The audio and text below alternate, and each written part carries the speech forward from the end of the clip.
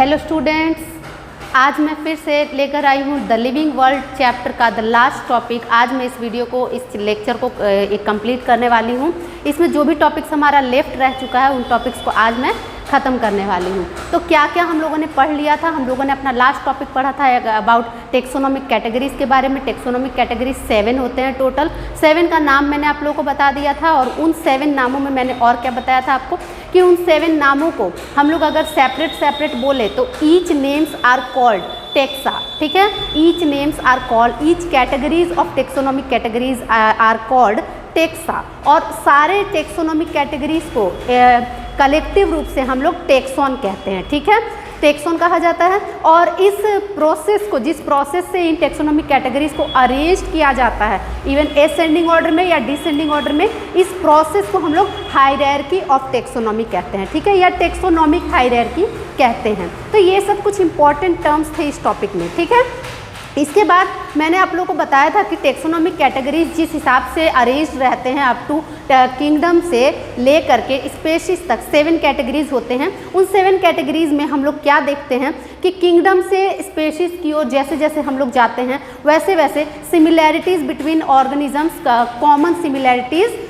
Match होते जाते हैं। ठीक है, और ज्यों ज्यों हम लोग स्पेशीज से किंगडम की ओर जाते हैं वैसे वैसे सिमिलैरिटीज़ डिक्रीज होते जाते हैं। ठीक है, जो भी मॉर्फोलॉजिकल कैरेक्टरिस्टिक्स हैं ऑर्गेनिजम्स के वो डिक्रीज होते जाते हैं स्पेशीज से किंगडम की ओर जाने में, और किंगडम से स्पेशीज की ओर जाने में इंक्रीज होते जाते हैं। Common similarities are increase. ये बहुत इंपॉर्टेंट टॉपिक है, आपको समझ में आना चाहिए क्योंकि ये एक एक टॉपिक को लेकर के आपका क्वेश्चन आ सकता है, नीट एग्जाम्स के लिए भी, बोर्ड एग्जाम्स के लिए भी। फिर हम लोग इसमें आगे क्या पढ़ने वाले हैं, दैट इज़ कि जो इसका सबसे मेन फंडामेंटल यूनिट है, टेक्सोनोमिक कैटेगरी का फंडामेंटल यूनिट या स्मॉलेस्ट यूनिट क्या है, the smallest taxonomic category. Question आता है what is the smallest taxonomic category, तो क्या आंसर आएगा हमारा, दैट इज स्पेशीज। जिससे मिल करके, जिसको हम लोग सबसे मेन मानते हैं, फंडामेंटल मानते हैं, वो टर्म है हमारा द स्पेशीज। ठीक है, species is the smallest taxonomic category and also the fundamental category of whole taxonomic categories और whole taxon। ठीक है, इस तरह से हम लोग स्पेशीज को बहुत ज़्यादा इंपॉर्टेंस देते हैं। अब हम लोग क्या करेंगे कि बाकी सारे कैटेगरीज के बारे में आसानी से जान जाएंगे कि क्या होता है। ठीक है, स्पेशीज फंडामेंटल है। स्पेशीज की सिमिलैरिटी को लेकर के हम लोग जीनस तक जाते हैं। जीनस में भी अगर सिमिलैरिटी है तब हम लोग थर्ड लेवल पर हम लोग जाएंगे, दैट इज फैमिली। फैमिली में भी अगर सिमिलैरिटीज़ है तब हम लोग ऑर्डर पर जाएंगे।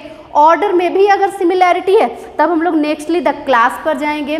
क्लास में भी अगर सिमिलैरिटी आ रही है तो डिवीज़न पर जाएंगे, और डिवीज़न में भी सिमिलैरिटी आ रही है तब the last one, the largest one is kingdom. Okay, हम लोग जानते हैं कि हमारे पूरे ऑर्गेनिजम्स जितने हैं हमारे वर्ल्ड में, उसमें कितने किंगडम्स हैं, कितने किंगडम्स है, दैट आर 2 किंगडम्स। आप लोग जानते होंगे, the plant kingdom and the animal kingdom. ठीक है, मेनली करके plant kingdom and animal kingdom है, और ब्रॉड सेंस में हम लोग आगे पढ़ने वाले हैं मोनेराज, प्रोटिस्टा, फंगी, ये सब भी हम लोग पढ़ने वाले हैं।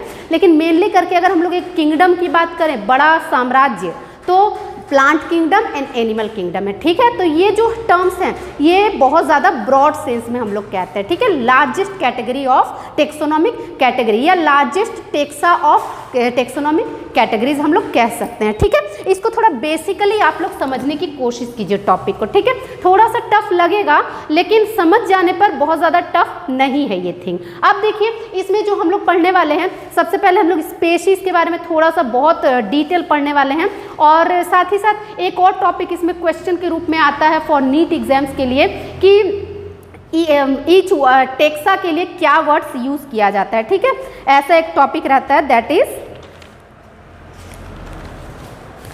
Suffix for taxa. ठीक है, सफिक्स फॉर टेक्सा। हम लोग सभी चीज़ों को रट्टा तो नहीं मारेंगे, रट्टा मारने में तो बहुत ज़्यादा प्रॉब्लम होगी। सभी बच्चे इतना ज़्यादा नाम, इतना ज़्यादा टेक्सोनोमिक नेम्स हैं, मतलब साइंटिफिक नेम्स हैं कि सबके पूरे साम्राज्य के बारे में जानकारी मिलना बहुत मुश्किल है। अगर हम लोग कहें कि सबका फैमिली भी हम लोग लर्न कर लें, ऑर्डर भी लर्न कर लें, देन जीनस भी लर्न कर लें, और स्पेशीज भी लर्न कर लें, तो ये काफ़ी मुश्किल है। ठीक है, हम लोग अगर लर्न कर रहे हैं किसी का साइंटिफिक नेम तो उसमें हमें 2 ही टर्म्स मिलेंगे, एक एक तो जीनस नेम मिलेगा आपको, पहले मैं बता चुकी हूँ कि एक जेनेरिक नेम रहता है दैट इज कॉल्ड जीनस, और एक रहता है specific epithet that is called species. ठीक है, तो जीनस और स्पेशीज से रिलेटेड हम लोग आसानी से आंसरिंग कर सकते हैं, क्योंकि बहुत सारा ये चैप्टर क्लोज करते करते हम लोग बहुत सारा नेम्स लर्न कर लेंगे, साइंटिफिक नेम्स। ठीक है, लेकिन अगर बात आ जाए ऑर्डर की, फैमिली की, किंगडम की, तो ये तो थोड़ा टफ हो जाएगा ना सारे ऑर्गेनिज्म का ये सारा नेम्स लर्न करना। तो इसके लिए हम लोग कुछ आइडियाज लगाते हैं, that is suffix for taxa. Suffix for taxa क्या है? Suffix for taxa. ठीक है, टेक्सा तो आप लोगों को पता ही है, each category is called taxa. ठीक है, तो एक कैटेगरी के लिए कुछ सफिक्स का यूज किया जाता है। इसमें हम लोग सफिक्स में क्या लर्न करते हैं? टेक्सा का नाम यहाँ पे हम लोग देंगे टेक्सा, और ये है सफिक्स। सफिक्स मीनिंग आप लोगों को पता ही होगा, सफिक्स एंड प्रीफिक्स आप लोगों ने पढ़ा होगा, ग्रामर पोर्शन में रहता है। ये हमारे सफिक्स क्या है? Those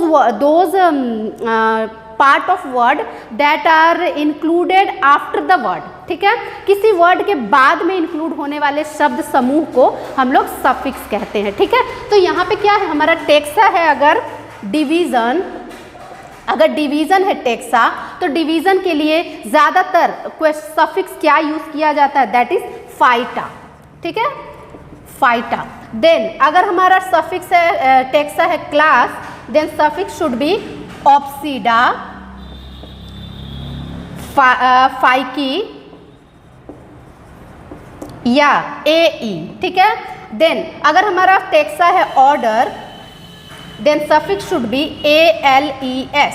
Then if my taxa is family, then suffix should be ACEAE। ठीक है, ये चीज़ आपको क्यों लर्न करना है? इस चीज़ को आपको रट्टा मारना है। क्यों रट्टा मारना वो देखिए, आपके क्वेश्चन में आता है कि आपका जैसे कि किसी ऑर्गेनिज्म का फैमिली के बारे में दे दिया, या फैमिली नहीं, एक नेम दे दिया कि ये चीज़ क्या है, उसका कौन सा टेक्सा है। ठीक है, कौन सा टेक्सा है, और उस नाम को आपको पहचानना है कि उस नाम के ये सफिक्स में क्या इंक्लूडेड है। अगर सफिक्स में वहाँ पे फाइटा है, यानी कि वो किस चीज़ के लिए पूछा जा रहा है वो क्वेश्चन, वो डिवीज़न के लिए पूछा जा रहा है। ठीक है, जस्ट फॉर एग्जांपल, जैसे कि हम लोग फाइटा क्या कह सकते हैं, एक एग्जांपल के तौर पर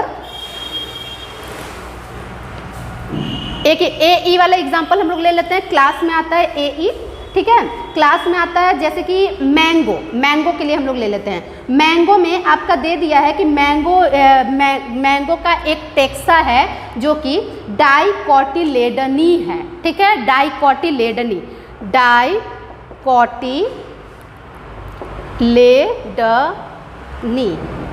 NAE। ठीक है, मैंगो का एक टेक्सा डाइकोटिलेडनी है। अब आप बताइए कि ये कौन सा टेक्सा से बिलोंग करता है। ठीक है, तो कौन सा टेक्सा हो जाएगा? आप देख लीजिए AE कहाँ पर आ रहा है? That is in the class.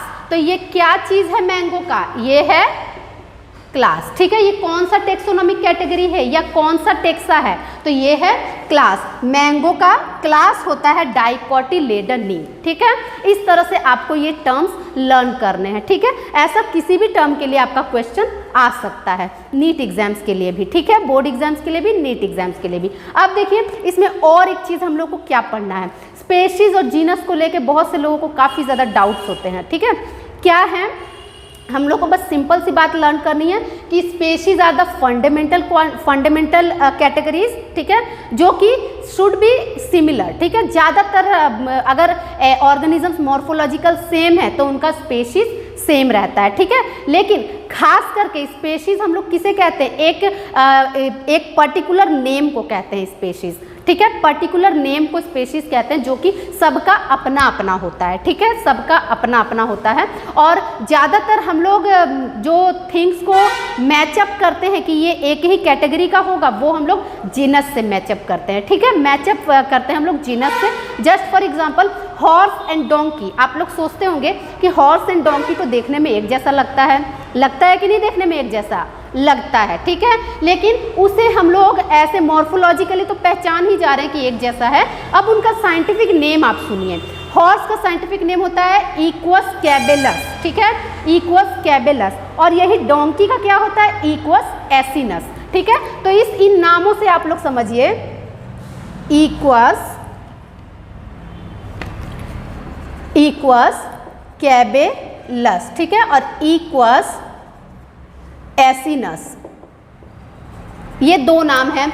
Horse के लिए इक्वस कैबेलस एंड डोंकी के लिए इक्वस एसिनस, ठीक है। तो यहाँ पे आपको दिखाई दे रहा है कि दोनों के फर्स्ट टर्म्स जो हैं वो क्या हैं, वो दोनों ही इक्वस हैं, ठीक है, इक्वस। और यही दूसरा वाला जो टर्म है वो क्या है, वो डिफरेंट है। तो ये दूसरा वाला टर्म एक पर्टिकुलर नेम दिया गया ना ऑर्गेनिज्म को, ठीक है। Caballus is the name for horse and asinus is the name for donkey, ठीक है। और यही हम लोग अब आगे जब बढ़ेंगे, स्पेशीज तो उसका सेम है ही, लेकिन नामकरण अलग अलग किया गया है उसका, क्योंकि नाम अलग देना पड़ेगा ना, एकदम से बराबर थोड़े ही है, वो दोनों चेंज हैं दोनों, ठीक है, इसलिए उनका नाम अलग अलग दिया गया है, ठीक है। तो वो दोनों का नाम अलग अलग दिया गया है, लेकिन यही उसका स्पेशीज को छोड़ के अब हम लोग जब जीनस पर आते हैं तो जीनस देख लीजिए दोनों सेम टू सेम है, इक्वस, यानी कि दोनों एक ही फैमिली से बिलोंग करेंगे, एक ही ऑर्डर से बिलोंग करेंगे, ठीक है। एक ही जीनस है उनका, एक ही किंगडम होगा उनका, ठीक है। जब जीनस में ही आपका इक्वलिटी आ गया तो आगे के पार्ट्स में तो इक्वलिटी आना ही है, ठीक है। समझ में आया बात, बस स्पेशीज इनका अलग है, लेकिन बाकी सारा टर्म्स आपका सेम सेम आ जाएगा इनका, ठीक है। हर एक चीज इन दोनों का आपको सेम दिखेगा। इसी तरह से हम लोग एग्जांपल ले सकते हैं, जो कार्निवोरस एनिमल्स होते हैं ना, दैट आर लॉयन, टाइगर, ये सब जो होते हैं, ये भी इनका भी नामकरण कुछ इसी तरह से किया गया। पैंथेरा लियो, पैंथेरा टाइग्रिस, ठीक है। तो leo is for lion, tigris is for tiger, ठीक है। तो ये स्पेसिफिक नेम उनका हो गया लियो एंड टाइग्रिस, लेकिन यही उनका जीनस क्या हो गया, पैंथेरा, पैंथेरा, ठीक है। तो पैंथेरा से हम लोग को पता चल रहा है कि वो दोनों एक ही ऑर्डर से बिलोंग करेंगे, एक ही फैमिली से बिलोंग करेंगे, ठीक है। Similarity should be in the genus, ठीक है। सबसे पहला सिमिलैरिटीज उसमें कहाँ दिखाई दिया, जीनस में दिखाई दिया, ठीक है। और उससे भी पहले जो सिमिलैरिटी दिखाई दिया that is in the species, वो देखने में लगभग सेम सेम दिखाई दिए, ठीक है। और उसके बाद उनके जीनस में क्या सिमिलैरिटी दिखाई दिया, कुछ सिमिलैरिटी था जिसके कारण उनका जीनस सेम नामकरण किया गया, पैंथेरा, ठीक है। इस तरह से हम लोग हर एक पार्ट में आगे बढ़ते हैं। आप लोग इन टर्म्स को रीड कीजिएगा, एनसीईआरटी बुक से भी आपको ईजिली समझ में आ जाएगा कि क्या है जीनस, क्या है स्पेशीज, फैमिली क्या है, ऑर्डर क्या है, सब कुछ इसी तरह से आपको मिलेगा इसमें, ठीक है। नेक्स्टली हम लोग इसमें और क्या पढ़ते हैं, दैट इज स्पेशीज कई तरह के होते हैं, ठीक है। लेकिन इससे पहले एक और एग्जाम्पल आपको मैं बताती हूँ, और ज़्यादा आपका क्लियरेंस हो जाएगा। देखिए,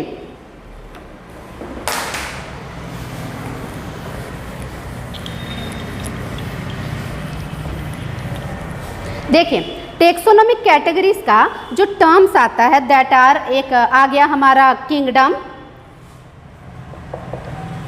किंगडम, ठीक है। एक है डिवीजन, डिवीजन, एक है क्लास, एक है order, order, then family, family, then genus, then species, ठीक है।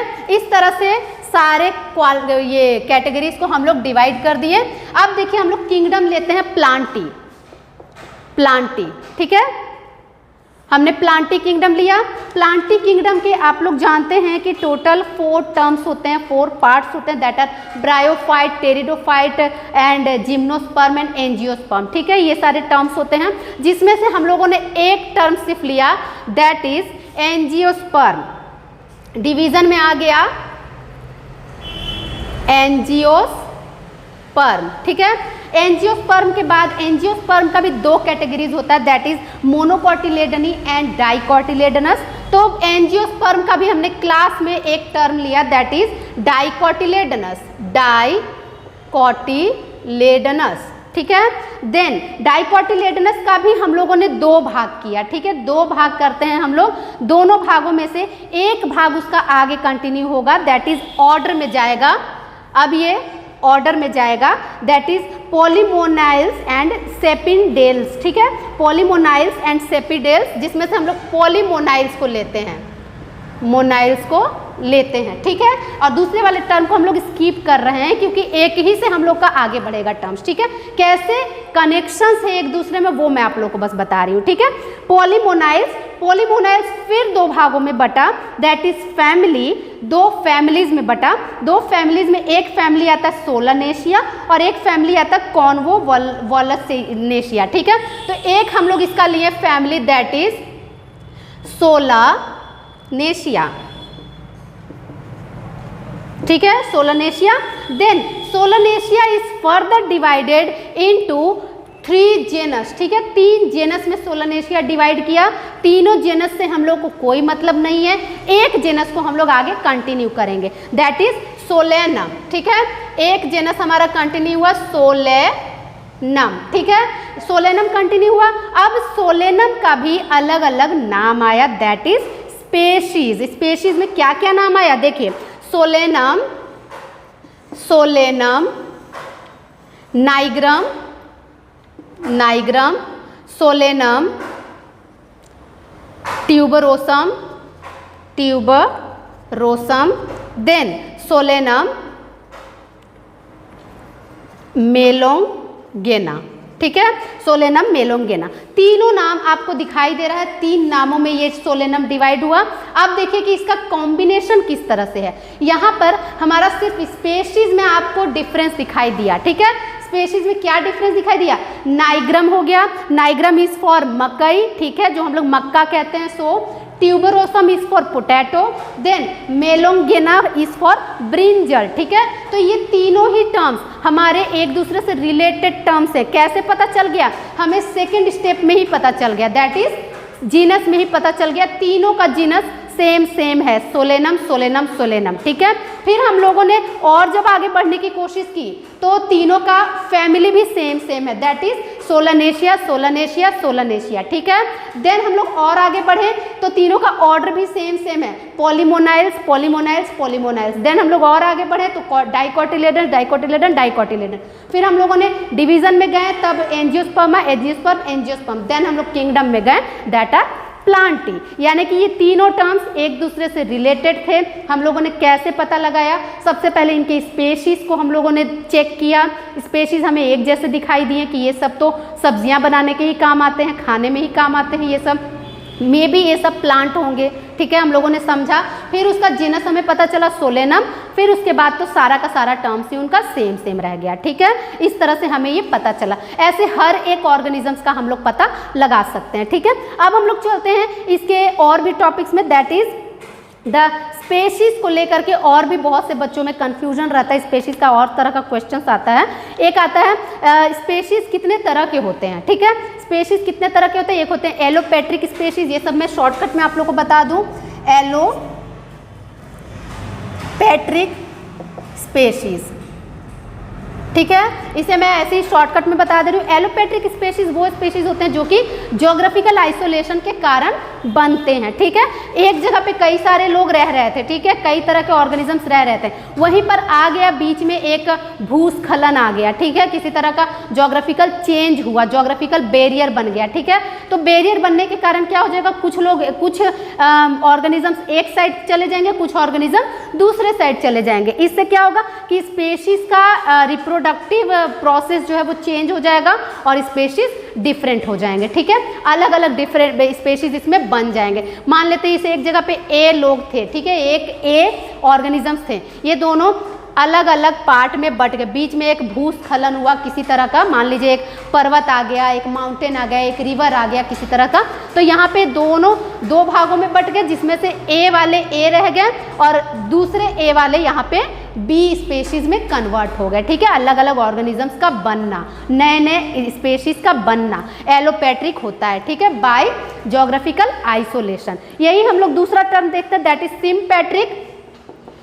सिम्पैट्रिक। सिम्पैट्रिक क्या होता है कि सिम्पैट्रिक में होता क्या है कि एक जगह पे कई तरह के स्पेशीज रह रहे हैं, उन्हें अपने आप में ही जैसे कि रिप्रोडक्शन के लिए किसी और को वो पसंद कर ले रहे हैं, ठीक है। अपना जो फैमिली प्लानिंग होता है उसके लिए वो किसी और के साथ ही मतलब क्रॉसिंग करने लगते हैं, ठीक है। तो उससे क्या होता है कि डिफरेंट डिफरेंट टाइप के स्पेशीज बनने लगते हैं, इसमें कोई ज्योग्राफिकल आइसोलेशन नहीं होता है, ठीक है, अपने मन के ऊपर है ये। तो ये हो जाते हैं सिम्पैट्रिक स्पेशीज, ठीक है। नेक्स्ट है morpho species, new species created only on the basis of morphological characters. एक होता है मॉर्फो स्पेशीज, मॉर्फोलॉजिकल कैरेक्टर्स के ऊपर स्पेशीज बनते हैं। देन है एक है सिबलिंग स्पेशीज, स्पेशीज ऐसे जो कि देखने में एक जैसे हैं लेकिन काम उनका अलग अलग है, ठीक है। सिबलिंग स्पेशीज एक जैसे दिखते हैं लेकिन वो इंटरनली डिफरेंट होते हैं, ठीक है, मतलब एनाटॉमिकली वो डिफरेंट होते हैं। नेक्स्ट है टेक्सोनोमिक स्पेशीज। टेक्सोनोमिक स्पेशीज वो स्पेशीज होते हैं जो कि टेक्सोनोमिक स्पेशीज वो स्पेशीज होते हैं जो कि if two plants have almost same, ये when the species is determined on the basis of morphological characters, ठीक है। सिर्फ मॉर्फोलॉजिकल कैरेक्टर्स को लेकर के अगर स्पेशीज को अलग अलग किया जाए तो उसे हम लोग कहते हैं टेक्सोनोमिकल स्पेशीज, ठीक है। टेक्सोनोमिक जो हम लोग नाम सुन रहे हैं अभी तक जो पढ़ते आ रहे हैं वो मेनली करके मॉर्फोलॉजिकल कैरेक्टर से ही रिलेटेड है, ठीक है। मॉर्फोलॉजिकल कैरेक्टर को ही लेकर हम लोग टेक्सोनोमिक ग्रुप्स बनाते हैं, ठीक है, कैटेगरीज बनाते हैं। तो इस तरह से स्पेशीज कई तरह के हो गए हमारे, allopatric, sympatric, taxonomic, morphological, morpho species और सिबलिंग स्पेशीज, ठीक है। फिर हम लोग द लास्ट टॉपिक इस चैप्टर का करते हैं, दैट इज टेक्सोनोमिकल एड्स। क्या होते हैं टेक्सोनोमिकल एड्स, क्या होते हैं? सो देखिए आप लोग, टेक्सोनोमिक एड्स, ठीक है।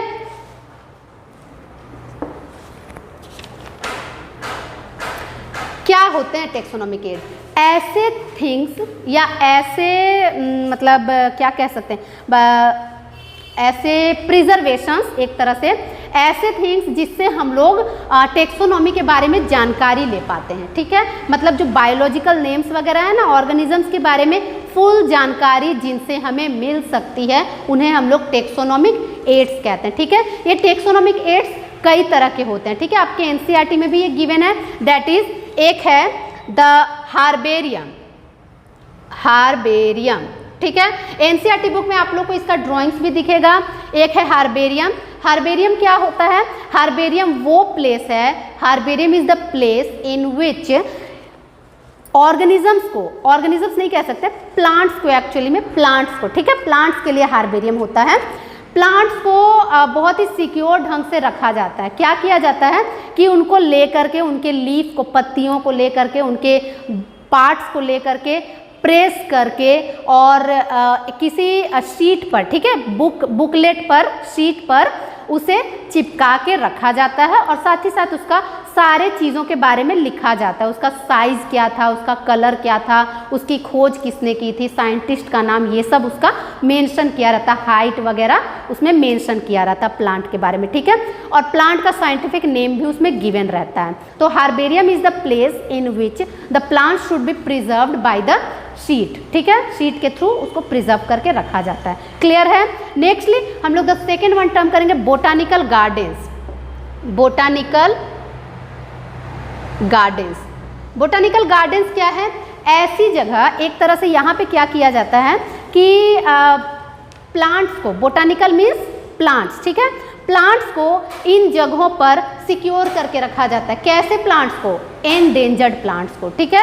जैसे कि जो प्लांट्स डेंजर पोजीशन पर हैं, जो खत्म होने वाले हैं, लास्टिंग नहीं वो रह पाएंगे, उनको यहाँ पे सिक्योर करके रखा जाता है। लेकिन क्या किया जाता है, मान लीजिए कि किसी एक प्लेस में जहाँ पे, जैसे कि मान लीजिए कि सुंदरबन इलाके में सुंदरी वृक्ष है, ठीक है, सुंदरी वृक्ष अब खत्म होने वाले हैं मान लीजिए, तो क्या किया जाएगा कि उनके प्लांट्स को ला करके और किसी सिक्योर जगह पे उनको वैसी फैसिलिटी दे करके जिंदा रखा जाएगा, ठीक है। तो ऐसे कंजर्वेशन को, ऐसे जगहों को जहाँ पे प्लांट्स का कंजर्वेशन किया जाता है, इंडेंजर्ड प्लांट्स का कंजर्वेशन किया जाता है, वहाँ उस जगह को हम लोग बोटानिकल गार्डन कहते हैं, ठीक है। बोटानिकल गार्डन में हमेशा कंजर्वेशन ऑफ प्लांट किया जाता है जो कि एंडेंजर्ड स्थिति में है, और ये कंजर्वेशन क्या कहलाता है? ये एक्स सितु कंजर्वेशन कहलाता है, एक्स सितु कंजर्वेशन, ठीक है। एक्स सितु कंजर्वेशन मीन्स कि उसको अपने जगह से ला के दूसरे जगह पर कंजर्व किया जा रहा है, ठीक है। बोटानिकल गार्डन्स में कई गार्डन्स का नाम है, आपके एनसीईआरटी में भी गिवन होगा, that is Indian botanical garden Howrah में है, देन क्यू इंग्लैंड में है, then national botanical research institute Lucknow में है, ठीक है। ऐसे ऐसे कुछ गार्डन्स है जहाँ पे प्रोक्योरमेंट का काम है, ठीक है। नेक्स्ट है द म्यूजियम। म्यूजियम के बारे में तो सब लोग जानते हैं, म्यूजियम, ठीक है। म्यूजियम क्या है? म्यूजियम में एक्चुअली में प्लांट और एनिमल दोनों को प्रिजर्व रखा जाता है, ठीक है। किस तरह से? उनके डेड मटेरियल्स को, डेड ऑर्गन्स को उनको प्रिजर्व करके रखा जाता है म्यूजियम में, ठीक है। म्यूजियम एक ऐसा प्लेस है जहाँ पे उनके किसी भी प्लांट एंड ऑर्गेनिज्म को जो डेंजर स्थिति में है या खत्म होने वाला है, उन सबको प्रिजर्व करके किस तरह से रखा जाता है? किसी एक लिक्विड में प्रिजर्व करके रखा जाता है जिसका नाम है फॉर्मेलिन लिक्विड, फॉर्मेलिन, ठीक है। म्यूजियम के बारे में ज़्यादा कुछ बताना नहीं है। नेक्स्टली है the zoological park. Zoological park normal चिड़ियाघर आप लोग जानते हैं। जूलॉजिकल पार्क भी एक तरह से हमारे बोटानिकल गार्डन की तरह है, ठीक है। लेकिन जूलॉजिकल पार्क में डिफरेंस क्या है कि उसमें एनिमल्स को भी प्रिजर्व करके, एनिमल्स को भी कंजर्व करके रखा जाता है, ठीक है। उसमें भी वही हिसाब हम लोग लगाएंगे, द एक्स सीटू कंजर्वेशन, क्योंकि उन्हें भी किसी एंडेंजर्ड स्थिति से ला करके बचा के रखा जाता है, ठीक है। तो इसलिए उसे भी हम लोग जूलॉजिकल पार्क को भी एक्स सीटू कंजर्वेशन कहते हैं, ठीक है। क्लियर है। नेक्स्ट है द की क्या है कि किसी एक की पॉइंट के थ्रू हम लोग किसी चीज़ के बारे में जानकारी पाना, ठीक है। जैसे कि आप लोग जानते हैं, हम लोग अगर आप लोगों ने एटलस में कभी किसी जगह को सर्च किया होगा, एटलस जिसमें कि कभी किसी जगह को आप लोगों ने सर्च किया होगा, तो उसमें कुछ की पॉइंट्स के थ्रू ही ना सर्च करते हैं कि इतना नंबर पॉइंट पर ये इस पेज पर वो चीज़ है, ठीक है। तो वो की के थ्रू हम लोग किसी भी चीज़ का, मतलब किसी ऑर्गेनिज्म का पॉइंट्स हम लोग पता करते हैं, ठीक है। नेक्स्ट है the catalogue. Catalogue, flora, manuals and monographs, ये सब लगभग सेम थिंग्स हैं, ठीक है। क्या है? कैटलॉग्स में क्या किया जाता है कि एक बुकलेट होता है जिसमें कि अल्फ़ाबेटिकली अरेंजमेंट होता है सारे ऑर्गेनिजम्स के नामों का और उनके विशेषताओं का, ठीक है। Nextly the flora. फ्लोरा क्या है कि एक पर्टिकुलर एरिया के पर्टिकुलर प्लांट्स का नेम्स और आइडेंटिफिकेशन फ्लोरा में किया जाता है, ठीक है। Nextly the manuals. मैनुअल्स में क्या किया जाता है कि एक पर्टिकुलर एरिया के पर्टिकुलर फ्लोरास का टोटल डिस्क्रिप्शन भी रहता है, ठीक है। डिस्क्रिप्शन फ्लोरा में क्या था? ओनली नेम्स एंड आइडेंटिफिकेशन था, और मैनुअल्स में उनका डिस्क्रिप्शन होता है, ठीक है। Nextly the monographs. मोनोग्राफ्स क्या है? सिंपल थिंग है मोनोग्राफ्स। मोनो मीन्स वन, तो यानी कि किसी एक स्पेशल स्पेशीज का टोटल डिस्क्रिप्शन मोनोग्राफ्स में रहता है, ठीक है। तो ये सारे एड्स क्या हैं? ये सारे एड्स हमें ये बताते हैं कि हम लोग शुरू से लेकर अब तक कितने ऑर्गेनिजम्स का कंजर्वेशन कर चुके हैं, और सभी के बारे में जिनका भी हमें बोटानिकल नाम वगैरह आता है, बायोलॉजिकल नाम कह सकते हैं, साइंटिफिक नेम्स, उन सब के बारे में हम लोग अच्छे से जानकारी इन सारे एड्स के थ्रू पा सकते हैं, ठीक है। अब इन सारे एड्स में कुछ एक नाम है जो काफ़ी इंपॉर्टेंट है, जो बोर्ड एग्जाम्स नीट में भी पूछे जाते हैं, that is the Indian botanical garden Howrah, ठीक है। बोटानिकल गार्डन्स का नाम अभी अभी मैं बताई थी आप लोगों को, हावड़ा में है एक। और नेक्स्टली एक आता है NBRI का full form, that is national botanical garden Lucknow, ठीक है। NBRI नेशनल बोटानिकल गार्डन इन लखनऊ में, ठीक है। नेशनल बोटानिकल रिसर्च इंस्टीट्यूट उसे कहा जाता है, ठीक है। इस तरह से इस चैप्टर में बहुत सारे छोटे छोटे थिंग्स हैं जो कि आप लोगों को लर्न करना है, अच्छे से पढ़ना है, ठीक है। तो इन सभी थिंग्स को एकदम क्लियरली समझिएगा। ये चैप्टर हमारा आज क्लोज हो चुका है, एंड ऑफ द चैप्टर हो चुका है। अकॉर्डिंग टू NCERT हम लोगों ने इस चैप्टर को फिनिश्ड कर दिया है। आप लोग जितना ज़्यादा समझ पाए इस टॉपिक से मैंने अपना बेस्ट देने की पूरी कोशिश की है। और अगर आप लोग को वीडियो पसंद आए तो शेयर ज़रूर कीजिएगा, ठीक है। और अगर जिन्होंने सब्सक्राइब नहीं किया है वो हमारे चैनल को सब्सक्राइब कीजिए। Thank you.